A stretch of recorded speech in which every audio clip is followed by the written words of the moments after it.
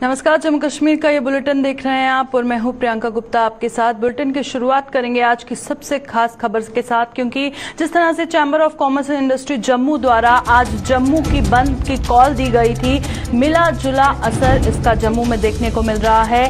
पर सरकार की नीतियों के खिलाफ लोगों में बेहद गुस्सा नजर आ रहा है, बेहद रोष जहां एक तरफ देखा जा रहा है, वहीं अगर ट्रांसपोर्टर्स की बात करें तो इस बंद की कॉल में जम्मू के ट्रांसपोर्टर्स का समर्थन चैम्बर ऑफ कॉमर्स को नहीं मिला है। एक तरफ ट्रांसपोर्टर्स का कहना है कि ना ही हमसे समर्थन मांगा गया और ना ही कभी हमारे मुद्दे पर किसी ने हमारा साथ दिया, इसलिए आज जम्मू की सड़कों पर, चाहे मेटाडोर्स की बात करें या फिर हम बस की बात करें, तो सड़कों पर गाड़ियां दौड़ती हुई नजर आ रही है। पर अगर हम बाजारों की बात करें तो शहर भर के बाजार बंद हैं और साथ ही ट्रांसपोर्टरों का समर्थन आज जम्मू की बंद की कॉल में नहीं मिला है। तो चलिए ग्राउंड का रुख करते हैं। ग्राउंड से तमाम जानकारी देने के लिए जम्मू से हमारे संवाददाता अनिल ज्वाइन कर चुके हैं। अनिल, बताइएगा, आप ग्राउंड पर मौजूद हैं, क्या कुछ आज बंद का असर देखा जा रहा है जम्मू में? प्रियंका जी, ये देख सकते हैं कि साफ तौर पर जो तस्वीरें मैं आपको दिखाने की कोशिश करूंगा, ये चैम्बर ऑफ कॉमर्स के बाहर मौजूद हूं और ये पूरी तरह से गाड़ियों को तैयार किया गया था कि आज पूरी तरह से जम्मू के अंदर जो है एक रैली निकाली जा रही थी। हालांकि पुलिस द्वारा जो है इस सब चीज को जो है रोक दिया गया और ये जो तस्वीरें हम आपको दिखाने की कोशिश कर रहे हैं कि जम्मू की तस्वीरें हैं, पूरे जम्मू कश्मीर की अगर हम बात करेंगे तो आज जम्मू सूबे की अगर हम खासकर बात करते हैं, जिस तरह से रिलायंस मार्ट खोले जा रहे हैं, रिलायंस मार्ट के खोलने को चलते चैम्बर ऑफ कॉमर्स की तरफ से एक पहले ही सख्त चेतावनी दे दी गई थी कि साफ तौर पर कह दिया गया था कि आने वाले समय में इस तरह का कुछ भी अगर जम्मू के अंदर देखने को मिलता है तो हम पूर्ण रूप से जो है जम्मू बंद रखेंगे। मगर आज 22 तारीख की बात की जाए तो 22 तारीख का काफी अच्छा समर्थन जो है यहाँ पर देखने को मिला है। हालांकि एक इसमें असमंजस जो है वो देखने को ये मिली है कि जो ट्रांसपोर्ट वर्ग है वो समर्थन देता हुआ नजर नहीं आया। हालांकि यहाँ पर थोड़ी देर पहले जो है चैम्बर ऑफ कॉमर्स की तरफ से प्रदर्शन किया गया है और सिंबॉलिक प्रदर्शन था, पीसफुली प्रदर्शन यहाँ पर देखने को मिला। और आपको स्पष्ट करते हुए एक चीज जरूर बताऊंगा कि यहाँ पर एक चीजें और भी देखने को मिली है कि यहाँ पर ट्रांसपोर्ट के व्यापारी वर्ग भी यहाँ पर पहुंचे हुए थे। हालांकि ये स्पष्टीकरण देखने को नहीं मिल पा रहा है कि एक तरफ जो है सड़कों पर गाड़ियां दौड़ती हुई नजर आ रही हैं और एक तरफ ट्रांसपोर्ट के लोग जो है यहाँ पर पहुंचे हुए थे।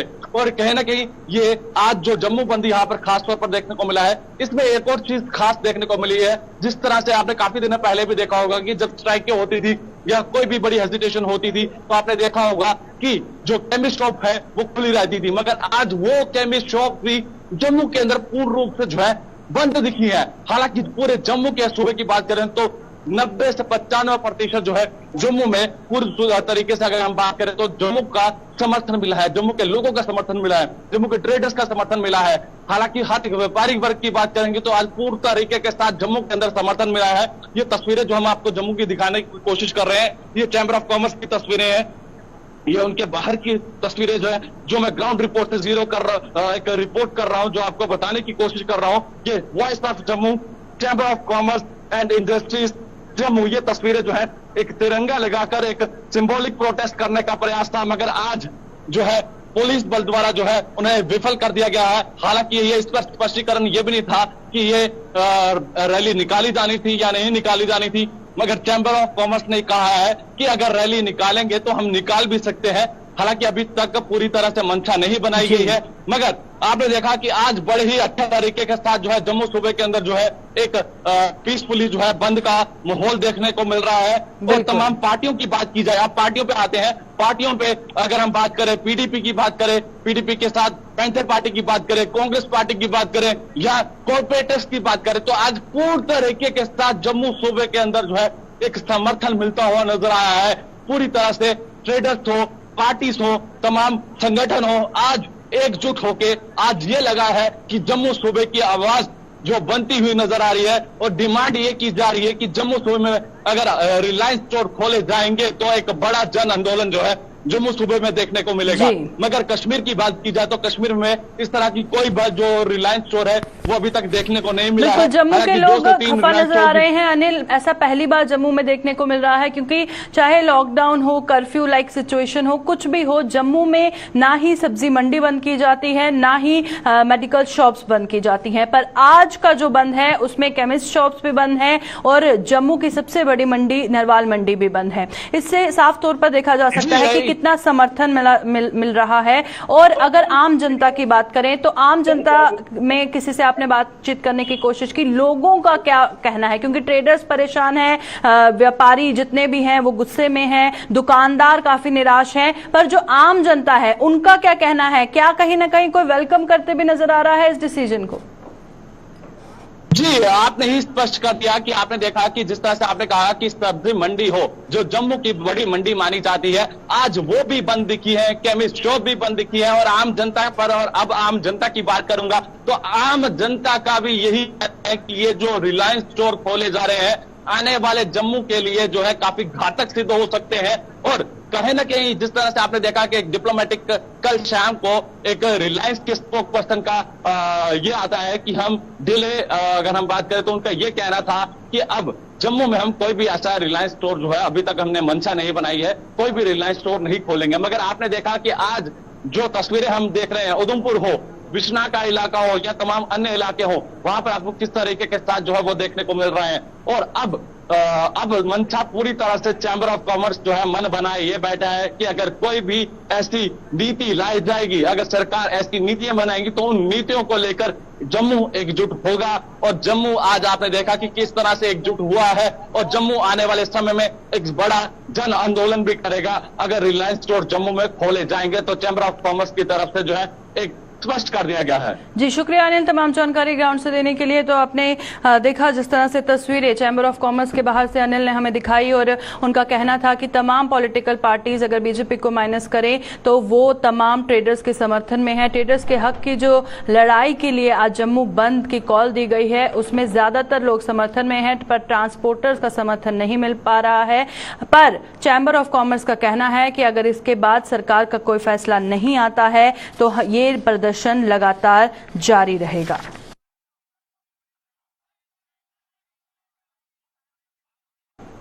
चलिए अब जम्मू के बाद रुक करते हैं सांबा का, और सांबा में कितना जम्मू बंद की कॉल का असर देखने को मिल रहा है वो हम आपको दिखाएंगे। क्योंकि सांबा की अगर बात करें तो सांबा में मिला जुला असर देखने को मिल रहा है और सांबा में कारोबार पूरी तरह से बंद किए गए हैं, पर कुछ जगहों पर दुकानें खुली नजर आ रही हैं। बंद की कॉल पर सियासत के लग रहे हैं आरोप और सियासत भी गर्माती हुई नजर आ रही है इस पर। और वहीं पर सांबा के लोगों का ये भी कहना है कि कहीं ना कहीं थोड़ा सा कम्युनिकेशन गैप था, उनको जो मैसेज है वो थोड़ा लेट मिला।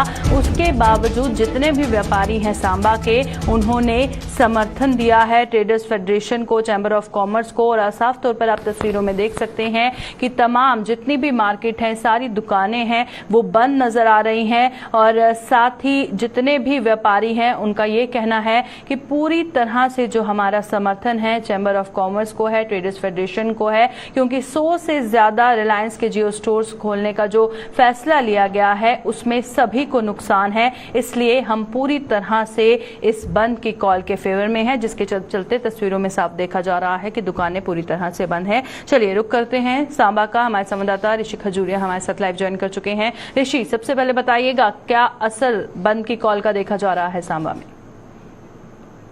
देखिए प्रियंका, आपको बता दें पूरे जिला सांबा की बात करें, यहाँ पर जो जम्मू बंद की call chamber of commerce and industry की तरफ से दी गई थी उसका असर यहाँ पर देखने को मिल रहा है। अगर सांबा हेडक्वार्टर की बात करें तो सांबा हेडक्वार्टर में मार्केट पूरी तरह से बंद है, लेकिन अगर हेडक्वार्टर से बाहर की बात करें गढ़वाल या बड़ी ब्रह्मणा, तो यहाँ पर मिला जुला असर जो है वो देखने को मिल रहा है बंद का। और दुकानें यहाँ मैक्सिमम खुली भी देखने को मिल रही है। यानी कहीं ना कहीं ऐसा लग रहा है कि इसमें सियासत भी की जा रही है और इसमें कम्युनिकेशन की कमी भी नजर आ रही है।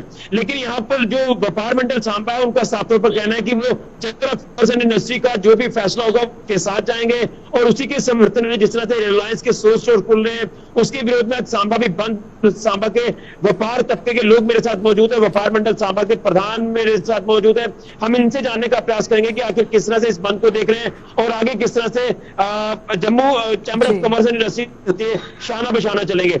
मैं आपके साथ जानना चाहूंगा कि किस तरह से देख रहे हैं जो बंद जम्मू में किया गया chamber of commerce and industry की तरफ से, यहाँ पर भी मिला जुला असर पूरे जिला में देखा जा रहा है।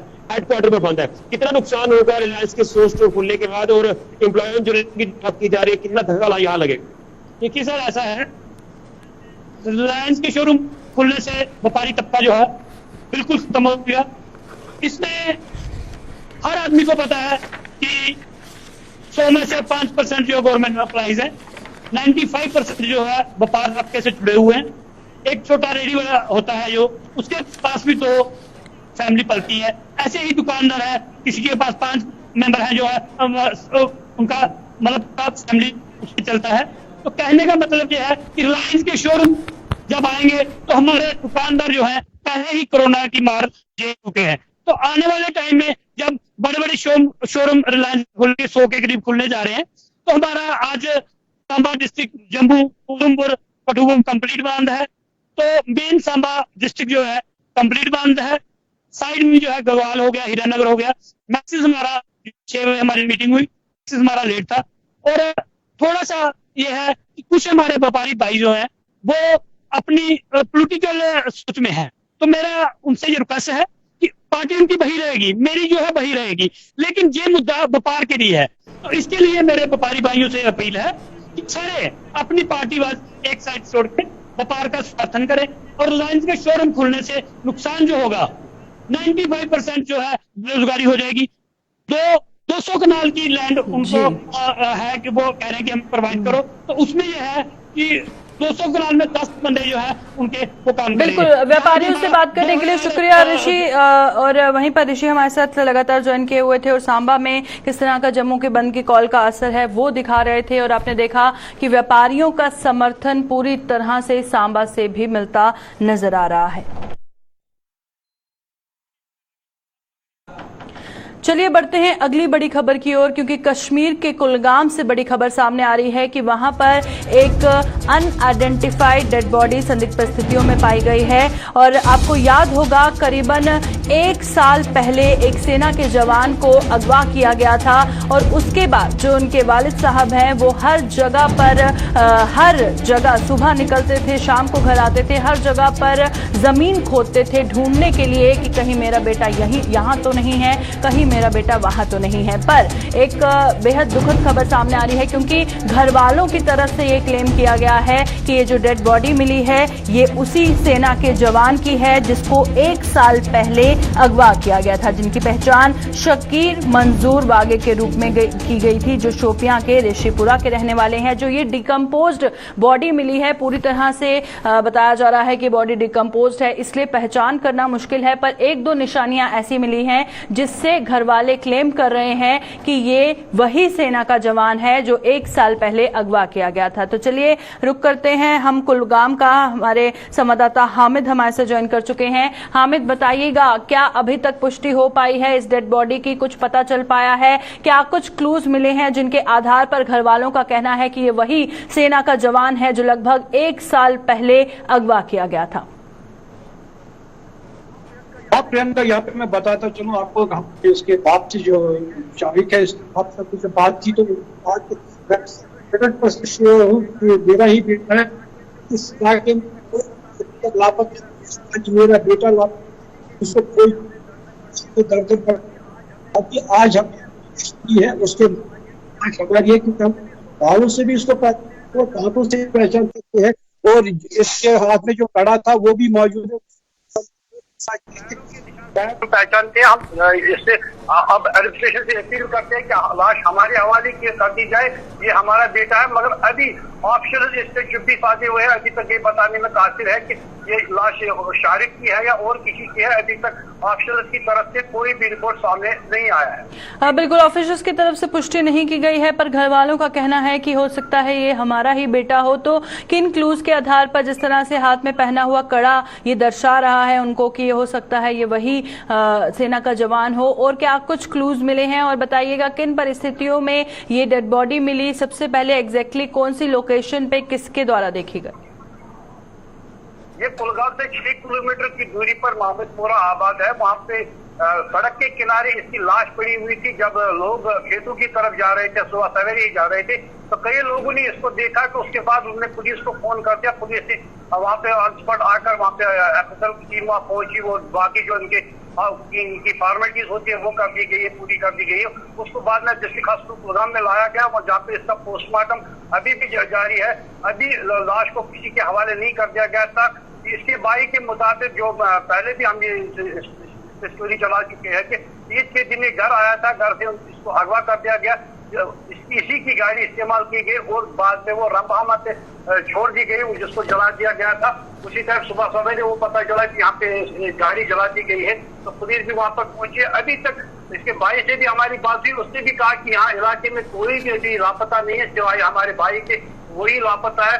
तो ये लाश उसी की है, मगर अभी तो ऑप्शन की तरफ से इसको कोई ये नहीं मिला है कि कंफर्मेशन नहीं मिली है कि ये लाश शारिक की है या और किसी की है। मगर अभी ये घर वालों के मुताबिक ये लाश उसी की है, क्योंकि कई निशाना तो वो कह रहे हैं कि कई निशाना इसमें पाए गए हैं। एक हाथ में तो कड़ा है और दूसरा इसका पैरों से हम पहचानते हैं, वो दांतों से पहचान सकते हैं और बालों से हमने पहचान लिया है इसको।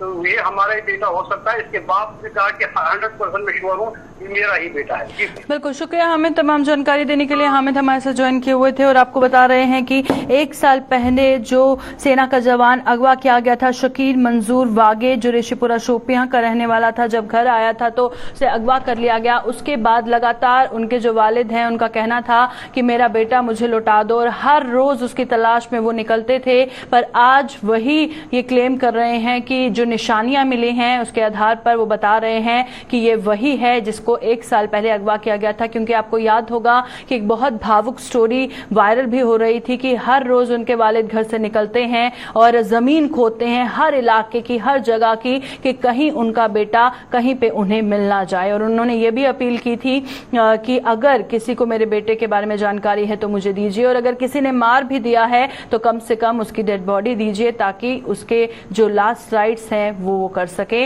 पर अभी पुष्टि नहीं हुई है और ऑफिशियल्स की तरफ से इस हवाले से कंफर्मेशन नहीं दी गई है। रिपोर्ट्स आने पर ही इसकी पुष्टि की जाएगी। जम्मू कश्मीर सरकार द्वारा सरकारी स्कूलों के नाम शहीदों के नाम पर रखने के फैसले को पूर्व मुख्यमंत्री महबूबा मुफ्ती ने गलत करार दिया है। महबूबा मुफ्ती के इस बयान को लेकर जम्मू में सियासत गर्मा गई है। प्रदेश भाजपा ने महबूबा मुफ्ती के इस बयान की कड़े शब्दों में निंदा की है और भाजपा के प्रदेश प्रवक्ता ताहिर चौधरी ने कहा कि ये बयान देकर पूर्व मुख्यमंत्री ने शहीदों का अपमान किया है। वहीं कांग्रेस के प्रदेश प्रवक्ता ने भी इस बयान को लेकर महबूबा की आलोचना करते हुए कहा कि जिस पीडीपी ने 4 वर्षों तक भाजपा के साथ सत्ता का सुख भोगा और आज वही भाजपा सरकार के फैसलों पर आपत्ति जता रही है, जिसे किसी भी सूरत में सही नहीं ठहराया जा सकता। आज पीडीपी की प्रेसिडेंट महबूबा मुफ्ती जी की तरफ से एक बड़ा अजीब सा बयान सामने आया है, जिसमें उन्होंने सीधा सीधा शहीदों का अपमान किया है।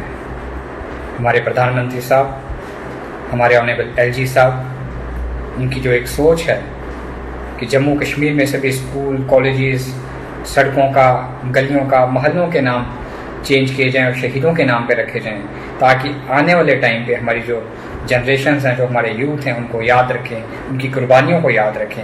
उस चीज़ पे उन्होंने एक निशाना साधा और कहा कि एक बड़ा गलत फैसला है प्रधानमंत्री साहब का, हमारी सरकार का।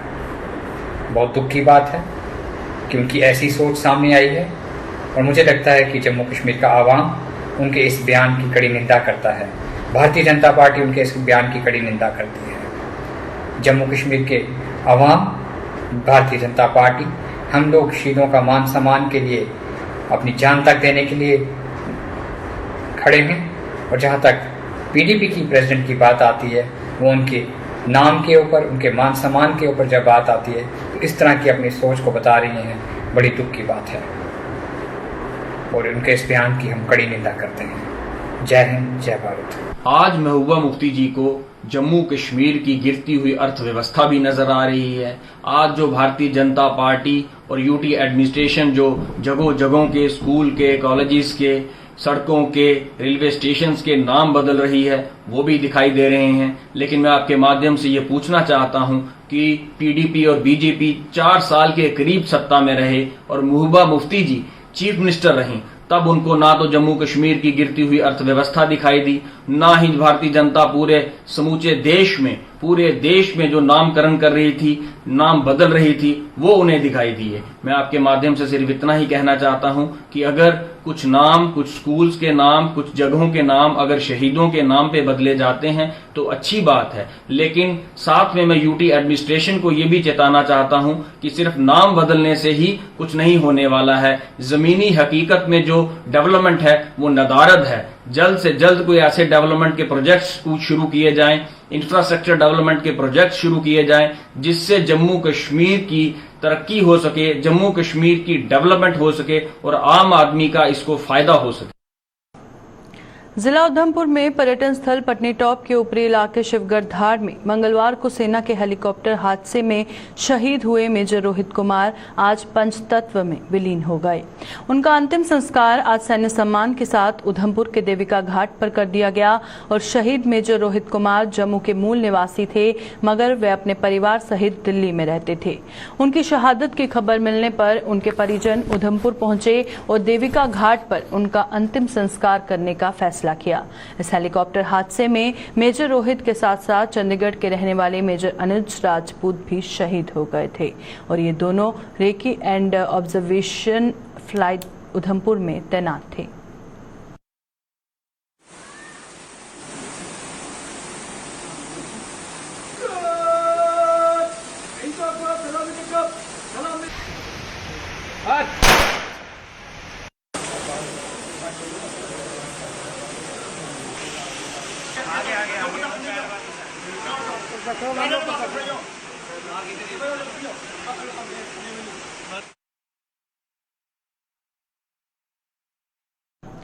युवा राजपूत सभा ने उपराज्यपाल से महाराजा हरि सिंह के जन्म दिवस पर सरकारी छुट्टी की घोषणा करने की मांग की है। जम्मू में आयोजित एक प्रेस कॉन्फ्रेंस के दौरान युवा राजपूत सभा के उपाध्यक्ष मनदीप सिंह चिब ने कहा कि इस यूटी सरकार के पास सुनहरे अवसर पर डोगरा इतिहास में अपना नाम दर्ज करने का अगर सरकार महाराजा हरि सिंह के जन्म दिवस पर छुट्टी की घोषणा करती है तो ये डोगरों के लिए एक अनमोल तोहफा होगा और सरकार का नाम डोगरा इतिहास में सुनहरे अक्षरों में लिखा जाएगा। वहीं युवा राजपूत सभा ने भाजपा पर जमकर निशाना साधते हुए कहा कि भाजपा के नेता अपने पीछे महाराजा की फोटो तो लगाते हैं, लेकिन उनके जन्म दिवस पर छुट्टी की घोषणा के लिए सरकार पर दबाव नहीं बनाते। एलजी साहब, बीजेपी प्रेसिडेंट अरविंद रैना जी, आपसे हम ये रिक्वेस्ट करते हैं, आपके पास एक सुनहरा मौका है, डोगराओं की हिस्ट्री में अपना नाम सुनहरे अक्षरों में लिख लीजिए और ये जो छुट्टी है 23 सितंबर की, ये डोगरों को एक तोहफा दे दीजिए कि ये अपने पीछे फोटो तो महाराजा हरि सिंह का लगाते हैं, लेकिन छुट्टी उनके नाम की नहीं देते हैं। इनका वही हिसाब है, हाथी के दांत खाने के कोई और, दिखाने के कोई और।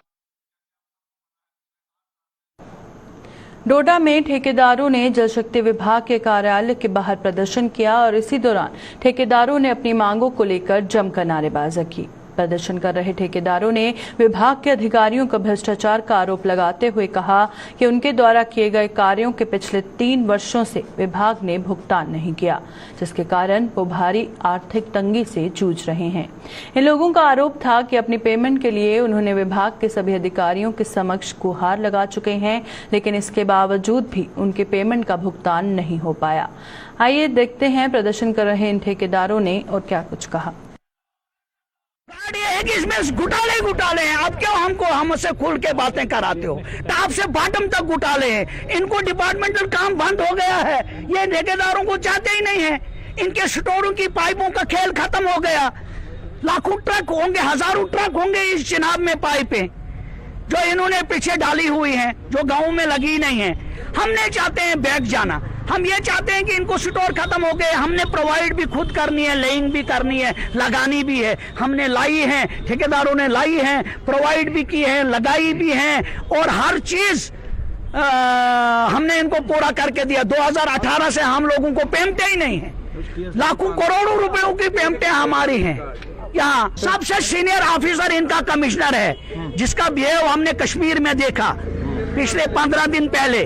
चीफ इंजीनियर से मिले, जिसका डोडा में, जिसका उसने हमसे जेंटलमैन प्रॉमिस किया था, लेकिन सब फ्रॉड। जो भी बैठा है इस कुर्सी पर, ये फ्रॉड बैठे हैं। इनको अपनी लाइन सीधी होनी चाहिए। हर एक ठेकेदार के 20-20 लाख हैं, 30-30 लाख है, 55 लाख। ये मेरा ठेकेदार है, इसके 55 लाख रुपए है। ये अमजद साहब वानी है, इसके 55 लाख रुपए है, इसके 35 लाख रुपए। बर्फ में गए, काम किया, इन्होंने नोट से निकाली, काम करके जब पेमेंट ठेकेदार को नहीं मिलेगी, इनके पास हम जाते हैं, भाई क्या जी, ऊपर से जी हमें दबाव है। मैंने कहा किसका दबाव है? हम कमिश्नर के पास जाएंगे, हम गवर्नर के पास जाएंगे, किसका दबाव है? आप इनको किसी का दबाव ना है ना कुछ है। सरकार है कहाँ? आप मुझे बोलो, सरकार है कहाँ? अगर सरकार होती, यह हालत दफ्तरों की नहीं होती। एक क्लास ठेकेदार हैं हम बीच बाजार में निकलने के काबिल नहीं है। कर्जा है, बैंकों का कर्जा है, ये मस्त है। ये कहते हैं पहले हमको दे दो, सेक्रेटरीट में पहुंचाना है, इनके जेब भरो, फिर आपके काम होंगे। थोड़ा हकीकत बताऊंगा, 70 लाख की अलॉटमेंट है, मुझे जो मटेरियल कॉस्ट है वो 60 लाख की मुझे पाइप्स लानी है। वहां वो टेबल पे देखते हैं कि 70 लाख की अलॉटमेंट है, अच्छा हमने इसको टेक्निकल सेक्शन देनी है, अच्छा इतने % होता है। असल जो मुद्दा है वो ये है, उसी की वजह है कि ना टेक्निकल सेंक्शन मिल रही है, अगर अकॉर्ड है तो टीएस नहीं है, टीएस है तो अकॉर्ड नहीं है, और उसकी वजह से जो हमारी जो बिल्स हैं वो यहाँ पेंडिंग है, वो अपलोड नहीं हो रहे हैं। जब तक ना डॉक्यूमेंटेशन पूरी हो किसी चीज की, वो बिल अपलोड नहीं होता है। मेन जो वजह है वो एससी ऑफिस का और एक्सजन जल शक्ति का आपस का तालमेल नहीं है। अब ये वेट कर रहे हैं, अब हमें ये बता रहे हैं कि एससी साहब को नए को आने दो, डोडा में बैठने दो, तो फिर हम आपके बिल करेंगे। अभी के बुलेटिन में फिलहाल इतना ही। दीजिए इजाजत, नमस्कार।